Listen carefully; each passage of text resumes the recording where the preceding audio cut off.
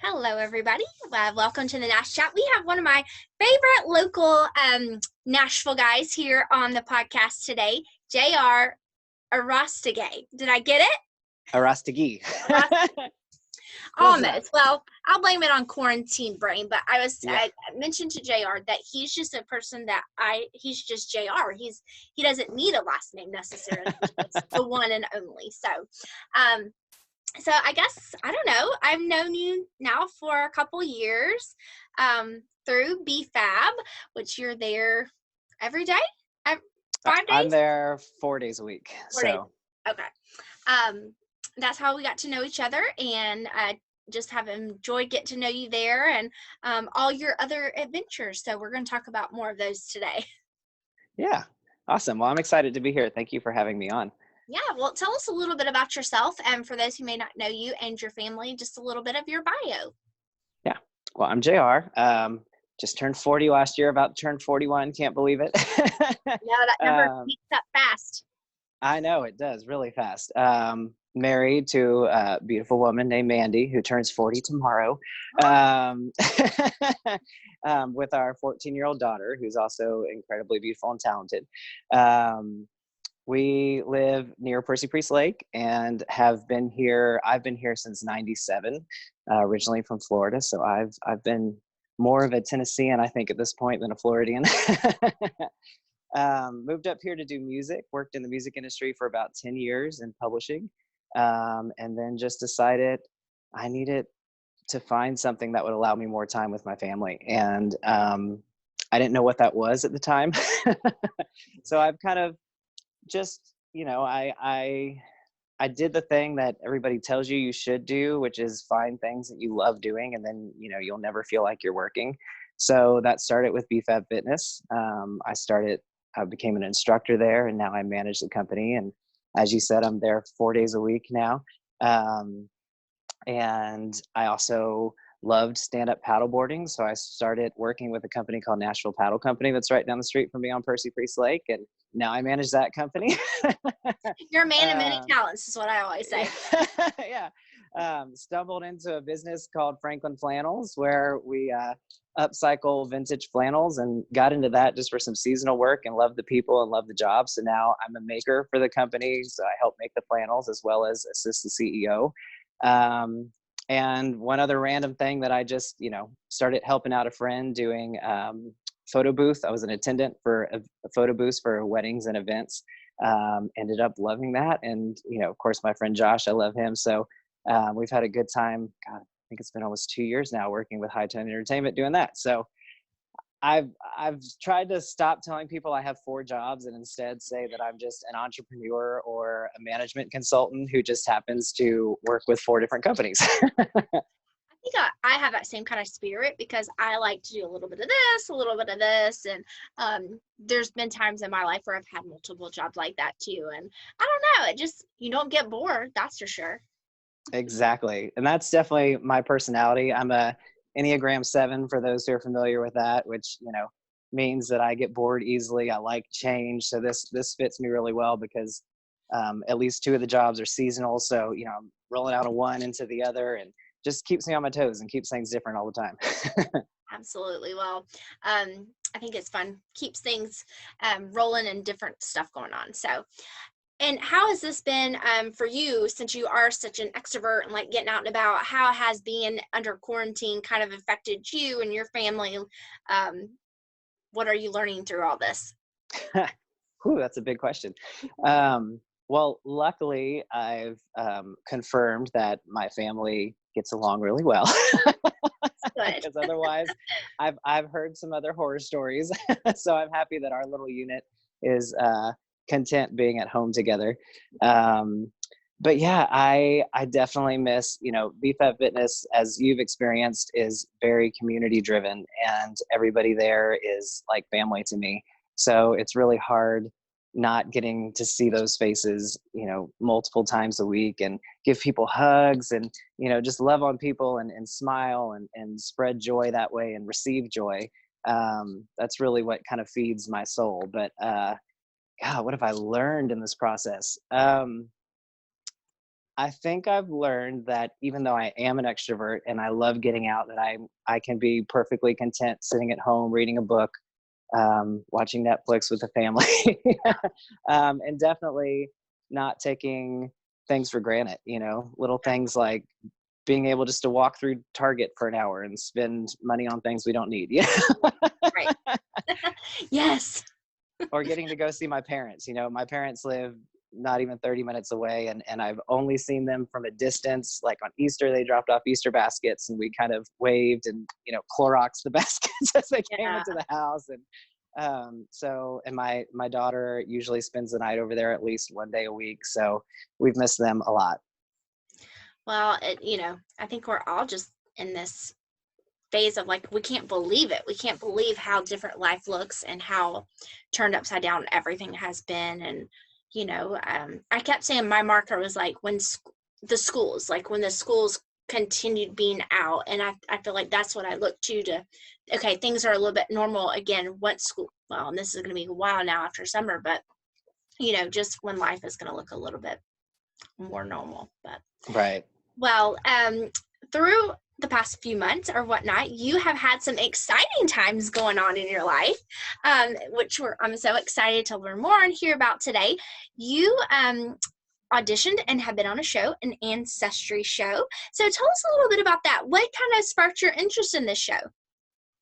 Well, I, believe it or not, was just scrolling through Facebook one day and saw it was a sponsored post. So it was a page that I was not familiar with. That's, basically said, Ancestry is doing a new TV show. And are you somebody who has some family rumors or stories that you'd like more information about? Submit your or put your submission in here. And it wasn't Ancestry doing the post. It was what I've now learned was kind of like the casting agency. Gotcha. And I clicked on the link and it was like a Google form. And I'm sitting there going, is this legit or is this just somebody trying to get me on a mailing list? Right. And I thought, as long as there's nothing here that's going to result in identity theft, what's the harm? Yeah, may as well. Yeah, so I filled it out, and there, on my dad's side of the family, there's always been a couple interesting stories that I've heard. One is that somehow our family has ties to the Orange Crush Soda Company, but specifically in Cuba, and I had no idea what that was about. I've heard everything from we owned it to, we just had a relative work in the plant and all these different things, and I've never heard an exact, like, this is what the answer is. And so that was one of the things I put in there.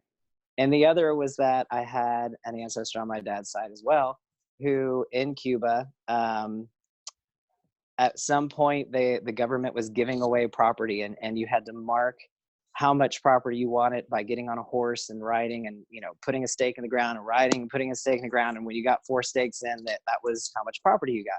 And my ancestor was rumored to have been smart enough to go, well, I'm not just going to have one horse who gets tired and only can do so much, land. So he had like 4 different horses set up and he'd run one as fast as he could, get to the next one, run that as fast as it could, so that each time it was a fresh horse. And so they had all this land in Cuba.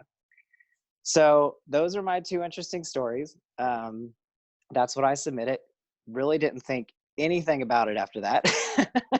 hit submit and just forgot about it until I got a call one day that was like, hey, this is the producer of this new show that Ancestry is doing, and we wanted to talk more about your submission. And I was like, oh, okay. So this was real. Yeah. And so at that point they said, well, at the very least, you're getting a free DNA test from Ancestry. So I thought that was pretty cool. It's something I've always wanted to do, and saved me, about $100. They also told me at that time that if I got on the show, the premise was that I had to go to another location, somewhere that would have to do with my family's history. And I would be going with another family member that I wasn't super close to at the time. So be thinking about who that is and, asking them if they'd want to be involved and let us have their information. So we went through that process. I picked my uncle, who's my dad's oldest living brother at the moment. who I hadn't seen in 10 years. Yeah, I called him up. He was very interested in doing it. So, and from there, it felt like it went really fast. We had a couple kind of FaceTime interviews with different casting agents and producers, and continued our story. And next thing we knew, we were filming the show. So, Well, how did your uncle, like, what was his reaction when you said, "Hey, let's go do this show together"? yeah, well, I've before the show have always just thought of him as kind of this character in the family who's larger than life and up for anything. So that was one of the reasons I thought, hey, he would say yes in a heartbeat if he has the availability in his schedule, and he'd make for really good TV. So yeah, he was all for it. He was like, yeah, I'll see if I can fit it in, but I'd love to be a part of it. So luckily Very it worked out. How long was the filming process? How long were you away from home? So we did 2 legs of filming. The first was in LA. So they flew us out to LA, and we did kind of the parts will see in the show where we're kind of interviewed one-on-one in like a living room setting, and the host kind of reveals where our ultimate travel destination is. And the whole premise of the show is that this was a surprise. We're going to reveal pieces of your story, as they unfold. That's how you're going to hear about them. Little did we know, before they even called us the first time, they already had all the information of what they were going to cover in the show with us. Yeah. Just from our scary names. that they like map out your future and map out all the pieces too. Right. I mean, the fact that all of this has been sitting in our history too, and none of us knew about it, but Ancestry, just with the resources that they have, put our names in, and a few dates, and boom, boom, boom, boom, boom, and okay, now we have an interesting story to tell. Yeah. So we went to LA in October. I think it was October. And we were there for 3 days. And then they revealed there that we were going to Cuba, which we had a feeling when they told me that I was going to be on the show. They were like, we can't tell you where you're going, but you'll need a passport, which I did not have at the time because I've never traveled internationally. So I learned real quick how to get an expedited passport. Not always the easiest process. It wasn't too bad, but yeah, it was. I was checking the mailbox all the time, making sure that it was getting here and there weren't going to be any hiccups. But yeah, they revealed we were going to Cuba, and then I don't even think it was 2 months after the LA trip, we went to Cuba, and we were there for 4 days, filmed for 2, and I sadly didn't get to take my wife and daughter, who would have loved to have gone, but just went with my uncle, and it was quite a journey for multiple reasons. Were there any like big surprises or things that kind of popped up that you just had no idea would come about? Oh, the whole show. Everything. Yeah. So they revealed when we were in LA, and I don't think I'm spoiling anything here. There's a couple things I probably will wait for you to see the show to find out about. But in LA, we talked about why I wrote into the show to start with, and the whole ties to the Orange Crush Company. And they were able to Orange tell. Crush, by the way. Okay.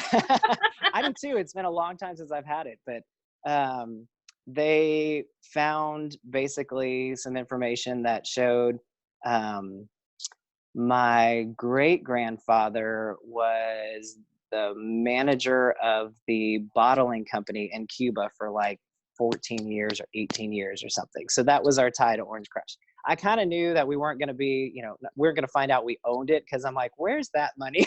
What happened and who spent this? Yes. Right, exactly. So that was kind of like a really quick, boom, there's the answer to that. But yeah, when we got to Cuba, everything from that point on was a surprise.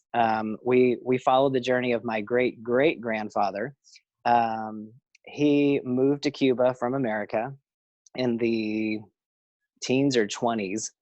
And basically he was a developer, and became multi-millionaire in the 20s, developing what's now Old Havana. But I think it was 32 blocks of downtown Havana he was responsible for. That's And now yeah, we see that where you get your entrepreneurial spirit from. right. We actually kind of made those connections throughout the whole show. My uncle as well is a successful real estate agent, and has always considered himself an entrepreneur as well. So we talked a lot about that during the show and made the connections between our past versus our present. Um, and it was very inspiring. And I went there, again, never traveled internationally. Show up in Cuba where I know there's been weird things with the government, and especially tied to America. And the first thing we do is go through customs, and their airport, at least the customs section, was like walking through an old Kmart.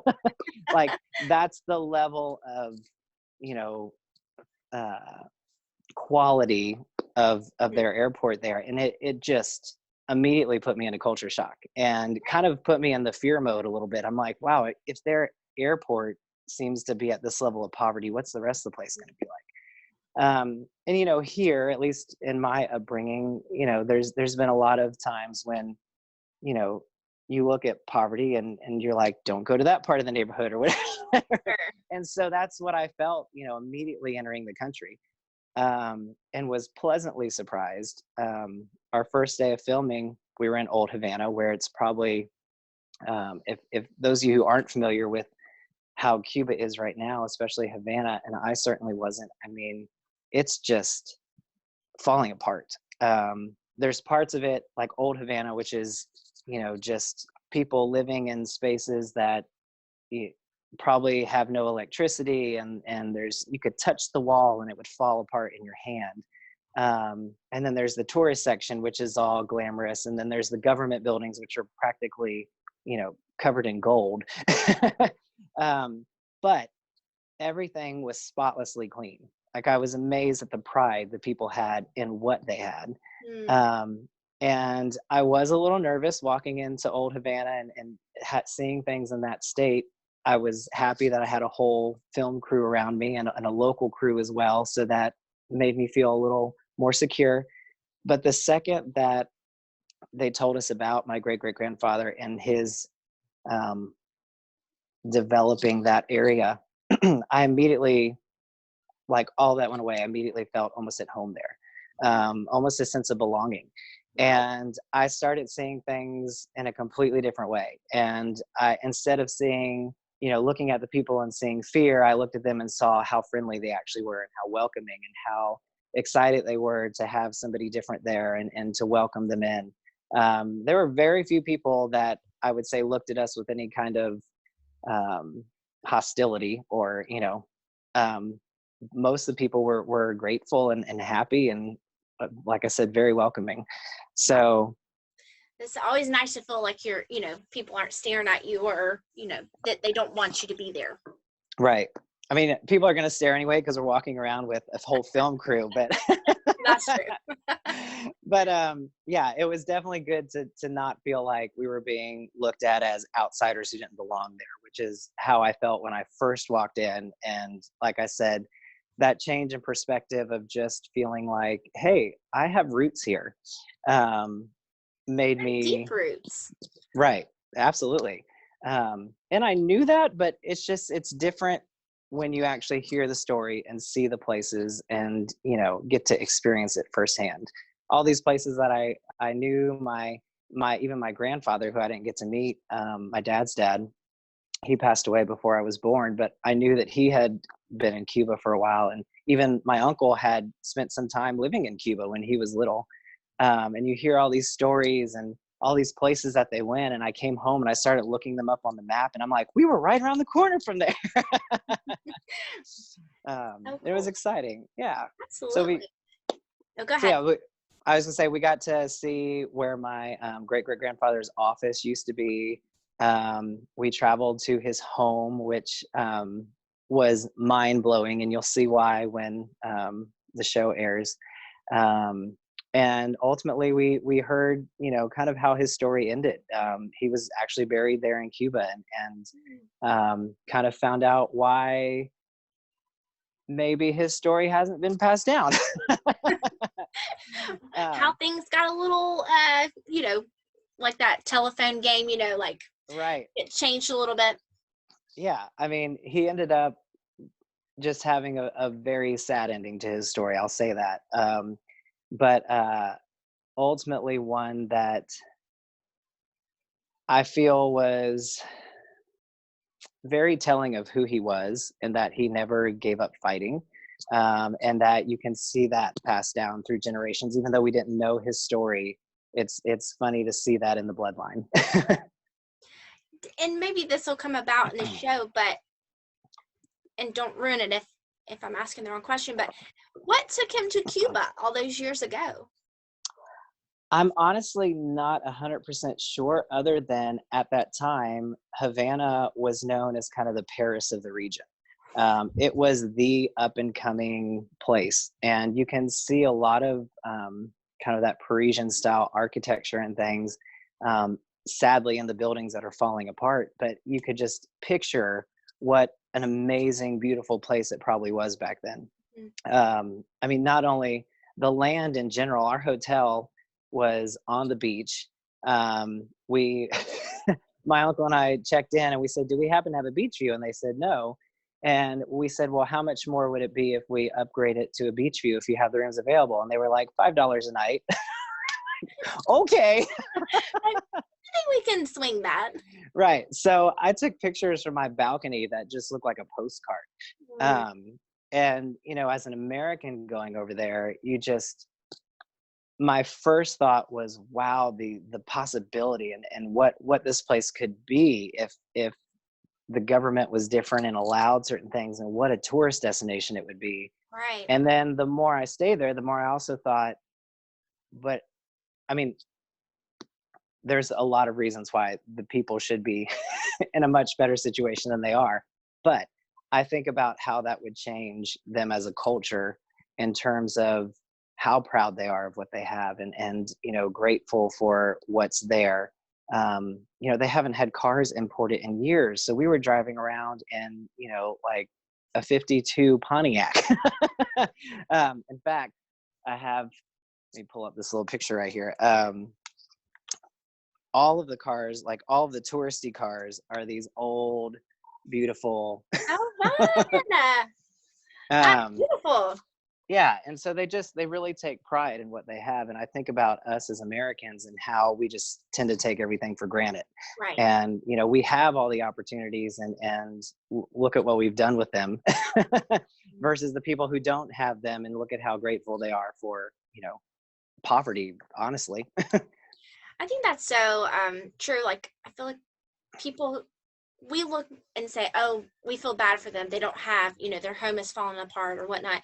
But I feel like they take so much for granted, and they enjoy the simple things so much more, and just their relationships with their family. And I don't know. So sometimes I think we have it wrong. Like, they feel more sorry for us because we're missing it, and we're so tied up in, material objects or whatnot, and not enjoying the real beauty in life. Absolutely. Well, and I think, us all being in quarantine or lockdown right now is kind of pointing that out. Right. The fact that there are so many families that can't even get along within their four walls right now, much less be appreciative of the time together. And I definitely get needing an outlet, and, not wanting to be stuck at home. And, definitely I'm lucky to have, I think, a 14-year-old who is content watching Netflix with us. But I feel bad for how many people just rely so much on the external and have let the internal, workings of their family slip away. Well, I think, we're all going to walk away with so many lessons learned, and things we need to work on, or things that we've healed in certain ways. I think so. This will definitely be a time that we'll never forget, and especially this time for you. I'm just glad you were able to get your trip and to be on the show before all this started. Oh my gosh, I thought about that so many times. So when you were in Cuba, when? I'm trying to remember. I think it was early December. It was either early December or late November. So really not too much before all this kind of started happening. So you were able to travel right in the nick of time. I know. It was insane, the timing. And I think about how much I looked forward to this trip, and had it gotten canceled Uh, completely, I would have been devastated. But well, I'm so thankful too. And it just sounds like it was such a life-changing experience for you. How would you encourage other people to dive into their family history, good or bad? oh, absolutely. It it's been fascinating for me, and I think you have to be, I don't want to say of a certain age, but I think you have to be ready to be interested in it, to be honest, because Sure.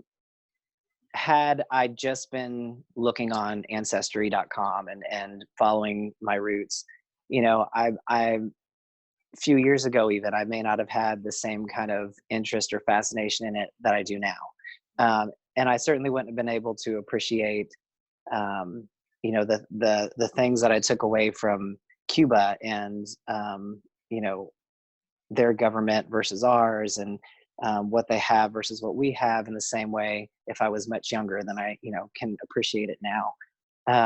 But yeah, I mean, even in watching the other episodes that have aired so far, it's amazing to me, um, what people have hiding in their past that they don't even know is there, and things that, I mean, sure, if you've seen the movie Hitch, with Will Smith, In a while. yeah, there's at one point that, he reveals to this girl that he's dating that, they come across one of her ancestors, and it ended up he was like a mass murderer or something. It becomes a comedic part of the show. But I'm sure there are those people who like go back in their history, and maybe are sad by what they find. But I think for the majority of us, um, if you don't find an event that, makes you particularly proud, you can at least, find a line of like, wow, that's where I get, my eyes, or, like, if you're able to find pictures, or that's where I, that name came from, or and I find that stuff fascinating now. And I'm really anxious, all of the documents and things that Ancestry came across in preparing for the show, they've kept, and I don't get until after the show Oh, airs. So I'm dying to like have my family tree released and see what else, oh they've yeah. uncovered. So Well, it's so fascinating, and you definitely have inspired me now to dig into my past, my family. I'm like, that is so cool. I have a Native American heritage, so I can only imagine, kind of what would be dug up about that. yeah, So who knows? We'll that see. would be super interesting.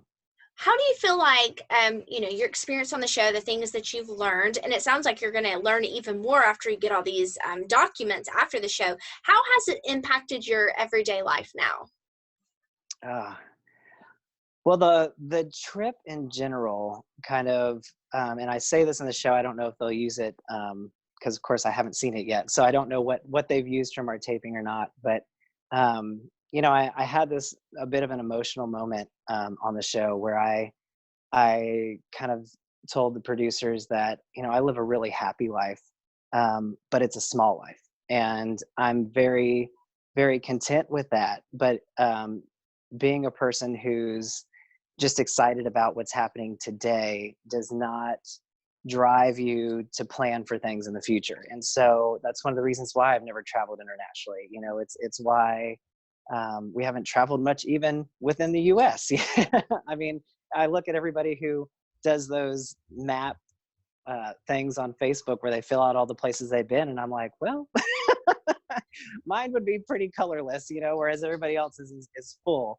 Um, and so it just made me come home with a hunger to be more purposeful with life, to realize that experiences like what I had in Cuba, regardless of the show, just experiencing a different culture and a different land, is something that my family, beyond myself, deserves to have those same experiences. And how sad is it that me saying, "Oh, we're good, I'm happy with today," is kind of what's actually, keeping that from them. So one of the things I did was I came home, and this is partially thanks to having conversations with my uncle, who, as I said, is an entrepreneur in his own right and a business owner. Um, we would go back from shooting and finding all this stuff and being wrapped up in the moment. And, we'd enjoy a few glasses of local rum, which is really good in Cuba. And we just get to talking, and he really kind of drove home the point of like, you're doing A, B, and C with all these companies you work with, but what are you doing to, build up your own legacy or your own piece of those companies? Sure, you're doing all this for them, but what's your stake in it? And so one of the things I did was come home and start having conversations with the owners of those companies about me being a larger piece of them, which I shouldn't say to my surprise, because it really doesn't surprise me, but all of them welcomed me to, take those steps. And that's something that it's like, why all these years have I just been happy to go with the flow and not be intentional about even something like that? Right. So that's my big takeaway, I think, from all of this is just being more intentional and more purposeful with, I don't want to say I'm going to turn into this like goal setter, plan following guy, because that's just not in my nature, but I definitely want to see more than, one day ahead in my future. Well, sounds like you've just learned so much and have a lot almost to process through too, and as things come about. And I've always admired all the companies that you've been a part of. They're all awesome companies to work for here in Nashville. And I always joke about this, that my heart is always at BFAB, whether I'm there in person or not. My heart is always there. But it's just been fun kind of seeing a little bit of your journey. I can't wait for the show to come out and get to, see all the things that happen and that you learn on the show. I think it's going to be exciting. I'm already thinking about this. I'm like, we should do like a little Cuban dinner, like make a little Cuban inspired dinner, have a watch party. This could be fun. Yeah, that would be fun. I have no idea how to make anything, but. Right. Yeah, you and me both. I know how to make a Cuban sandwich, and that's about it. I'll be on Pinterest. One of the fails, Pinterest fail. But right. Well, when you are not busy, which you always are, what are some ways, or what is something that you and your family like to do around Nashville together? I know your daughter is also very talented. She's been in some performances and things like that, but how do y'all like to spend time? Yeah, so she's gotten really big into musical theater, so we've enjoyed going to TPAC and some other local community theaters around town. It's something we love doing. And of course, we love movies. And but gosh, we're a horrible example of fun things to do in Nashville, because we're such creatures of habit. I mean, my wife and I always joke that when it's date night, we end up in Mellow Mushroom. I love Mellow Mushroom. There's nothing wrong with that. No, I absolutely do. But it's just, we're the last people to venture out and try, something new. And that's another thing we're trying to change. But I love, I guess it depends on the time of year. I love being outside, obviously. The paddle company keeps me busy with that in the summer, but we love just finding a park to go take a hike around, or just being outdoors in general. My wife and I have loved doing the art crawl in downtown Nashville. That happens the first Saturday of every month. But yeah, I mean, really it's for us, it's more about just breaking out of our norm. Like, let's do something besides have pizza delivered and watch a movie, which especially after quarantine we're definitely going to be tired of that. I know. We're running out of things to watch over here, and things to eat. Like, we have eaten a lot of pizza. Yeah, we've actually cooked a lot, which has been a nice reminder that it can happen. I think for a lot of us. Yeah. But yeah, I love I tend to avoid downtown Nashville most of the time, just because as somebody who's lived here since '97, and I'm a little jaded about new Nashville. I miss old Nashville and the days before we were at Bachelorette Central. Tractors and tractor pulls and all that. Yep. but I think finding a good restaurant and just really enjoying each other's company without devices is kind of our thing. And you have a pretty recent new puppy, right? How old is your pup now? Maybe a year or so? No, she just turned 7 months. She's a golden Oh, okay. retriever. My wife has wanted a golden retriever since we got married. So that's been 18 years in the making. She waited a long time for that puppy. She had golden retrievers growing up, and I was never a big dog person, and I knew eventually I had to get around to it. So we recently lost two of our pups, and thought this was the time. So we have the 7-month-old golden retriever who has loved us being at home. And we have a 5-year-old dog still as well, and they have just been crazy running around the house. I spent half the time just tripping over them. So fun. Well, thank you so much for sharing your story. Can you share with us all the details about the show, where people can, when it's going to be out and all the good stuff? Yeah, so it airs Saturday mornings on NBC. It's part of the More You Know programming. Here in Nashville, it's on at 9:30 Central. So my show comes out May 2nd. There's already other episodes available to view online and on NBC's website and apps, which if you miss it, my episode going live, you can catch it on NBC.com. Just search for Roots Less Traveled, and it's Roots, ROOTS. So yeah. Very cool. And can you share any other of your, ways people can connect with you and your flannels and all the other places too? Yeah, so I'd love for people to come see me at BFAB. That's kind of if I was going to have a social media presence, that's, that's what it would be, as me as an instructor at BFAB, I think. I don't have a page for that. So, I would just love to send people to bfabfitness.com, the letter B, FAB Fitness. In fact, right now, while we can't have classes in person, we're doing everything online, which we've been so, so grateful that our clients have followed us to the online platform. And we've actually gained, I think, over 50 new clients who have joined us for the online part. So that's been a really fun venture.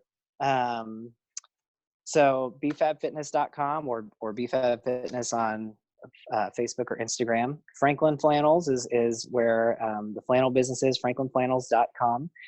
We operate out of, I'm sorry, they smell so good. Yes. Yes. And we would definitely love some business right now during the downtime.